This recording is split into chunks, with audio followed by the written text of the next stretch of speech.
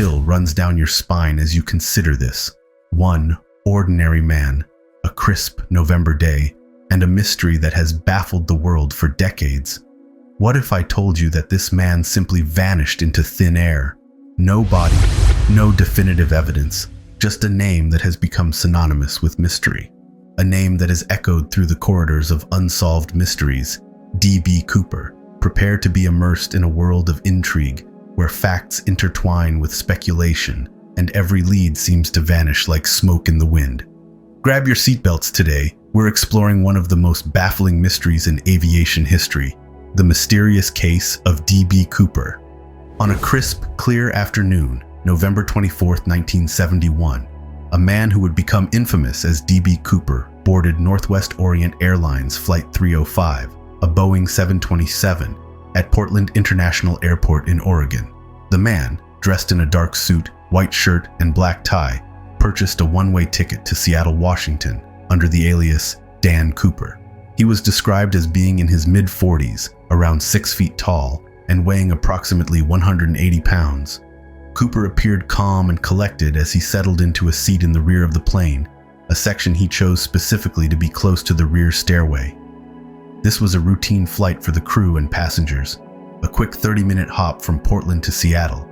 However, what was a seemingly ordinary flight soon escalated into one of the most puzzling and notorious unsolved mysteries in aviation history. Once airborne, the man, described as being in his mid-40s, with a rugged but composed demeanor, sat calmly in a dark business suit, white shirt, and black tie. He was observed smoking a cigarette and sipping bourbon, creating a relaxed atmosphere amidst the tension. Shortly after the plane took off from Portland, he passed a note to flight attendant Florence Schaffner, who was working in the rear cabin. Initially, she thought it was a flirtatious note, but upon reading it, she realized the gravity of the situation. He claimed to have a bomb. Cooper then opened a briefcase, revealing a tangle of wires and red sticks, which he indicated was a bomb. He demanded $200,000 in cash, 4 parachutes, 2 main and 2 reserve, and a fuel truck ready to refuel the plane upon landing in Seattle. Cooper's precise demands and calm demeanor suggested a level of preparation and control that would become central to the mystery of his identity and escape plan. Upon receiving Cooper's demands, flight attendant Florence Schaffner informed the flight crew in the cockpit. Captain William Scott and First Officer Harold Anderson, understanding the gravity of the situation, complied with the hijacker's demands to ensure the safety of the passengers and crew. The Boeing 727, with 36 passengers on board, landed at Seattle-Tacoma International Airport at approximately 5:45 p.m. While on the tarmac, the plane was surrounded by law enforcement and FBI agents. Cooper allowed the passengers to disembark unharmed after the ransom money and parachutes were delivered. With the demands fulfilled, Cooper instructed the remaining crew members, including flight attendant Tina Mucklow, to take off again. He requested that the plane fly at a lower altitude of 10,000 feet at a slower speed of around 200 knots, and to keep the rear stairway door open. This rear stairway was a unique feature of the Boeing 727 that Cooper seemed to be familiar with, suggesting he had specific plans for his escape. The plane, now a much lighter load, took off from Seattle-Tacoma International Airport at approximately 7:40 p.m., heading southward on a path towards Mexico City, but Cooper's escape plan was far from over. As the clock struck approximately 8 p.m., under the cover of a dark, rainy night, D.B. Cooper carried out his audacious escape plan.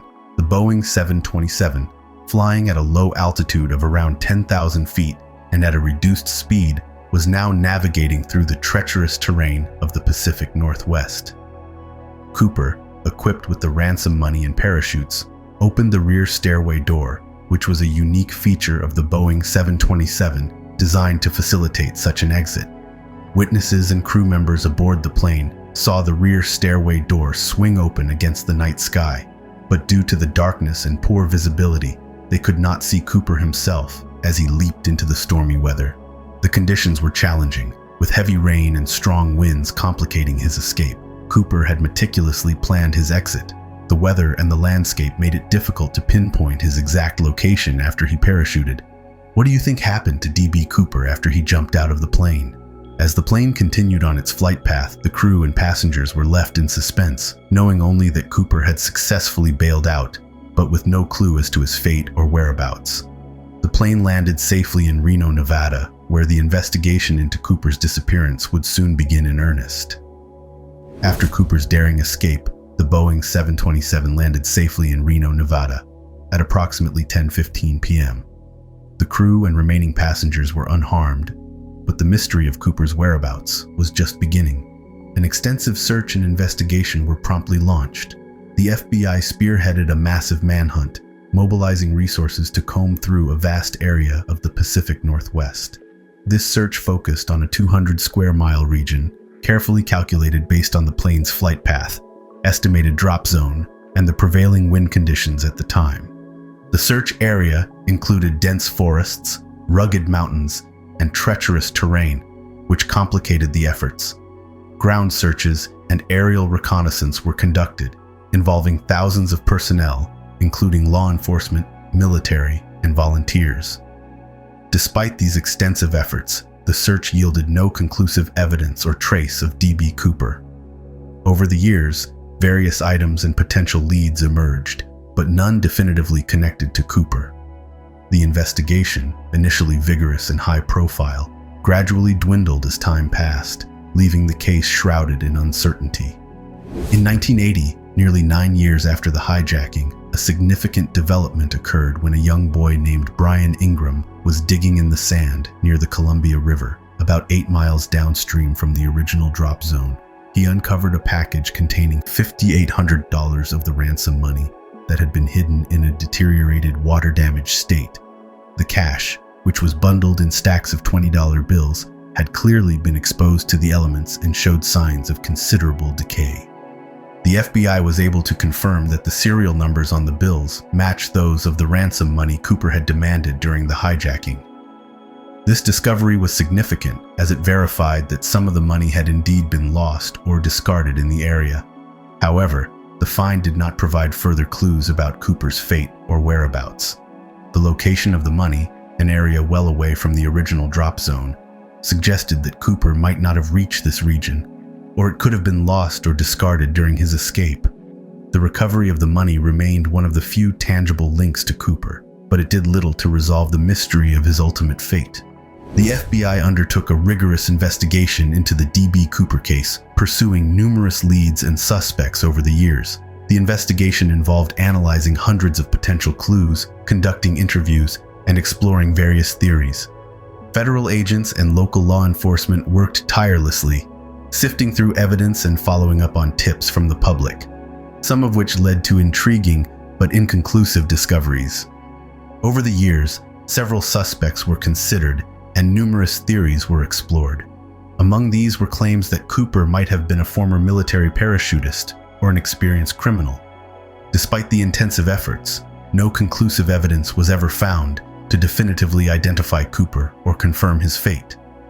The vast and challenging terrain where he might have landed, combined with the passage of time, further complicated the search. Who do you believe D.B. Cooper was? A seasoned criminal, a former military member, or someone else entirely? In 2016, after 45 years of investigation and numerous dead ends, the FBI officially closed the case, citing a lack of new evidence and the improbability of solving the mystery. Despite the closure, the legend of D.B. Cooper continues to captivate the public imagination. The case remains one of America's greatest unsolved mysteries, inspiring countless books, documentaries, and debates about the identity and fate of the enigmatic hijacker. D.B. Cooper's case has become an iconic part of American folklore, inspiring numerous books, documentaries, and theories. His audacious heist, the mysterious disappearance, and the unresolved questions about his fate have fascinated people for decades. The story remains one of the greatest unsolved mysteries in criminal history, captivating imaginations and fueling countless speculations. After years of investigation and countless theories, the case of D.B. Cooper remains a tantalizing mystery. Do you think the mystery of D.B. Cooper will ever be solved? If so, what do you think it will take to bring the case to a close?